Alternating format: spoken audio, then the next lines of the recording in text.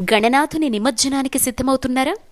మట్టి నుండి ఒక రూపాన్ని పొంది వచ్చి తిరిగి మట్టిలోకి చేరి ఆ మట్టితో నీటిని పూడికతీతగా మార్చి నీటిని శుద్ధి చేసి తిరిగి మనకే మేలు చేసేలా మనందరితోనూ ఉండే గణనాథుణ్ణి పంపించే విధానం కూడా శాస్త్రంలో చెప్పబడిందండి. స్వామివారిని పంపించే ముందర కుటుంబ సమేతంగా మంగళహారతివ్వాళ్ట. సిద్ధి బుద్ధి సమేతుడు కదా, ఆడవాళ్లు తప్పకుండా పసుపు కుంకుమ ధరించి ఉండాలి. అలాగే అందరికీ పంచేందుకు నైవేద్యాన్ని సిద్ధంగా పెట్టుకోవాలి. స్వామి నామస్మరణతో గానవాద్యాలు అంటే మనం పాడుకునే గీతాలు కాదండోయ్, చక్కనైనటువంటి గీతాలతో స్వామిని సాగనంపేందుకు సిద్ధమవ్వాలి. కొబ్బరికాయ కొట్టి యమగండం, వర్ధ్యం, రాహుకాలం వంటివి లేకుండా చూసుకోవాలి. అలా గంగమ్మ ఒడికి స్వామిని చేర్చి పొరపాట్లు జరిగి ఉంటే క్షమించమని అడిగి పూజ చేసుకునే అవకాశం ఇచ్చినందుకు ధన్యవాదాలు తెలిపి అందర్నీ ఆరోగ్యవంతులుగా ఉంచమని, ప్రకృతిని ఎప్పుడూ తామంతా కాపాడుకునే శక్తినివ్వమని వేడుకోవాలి. పసుపు గణపతితో సహా పత్రి అంతా గంగమ్మ ఒడికే చేర్చాలి.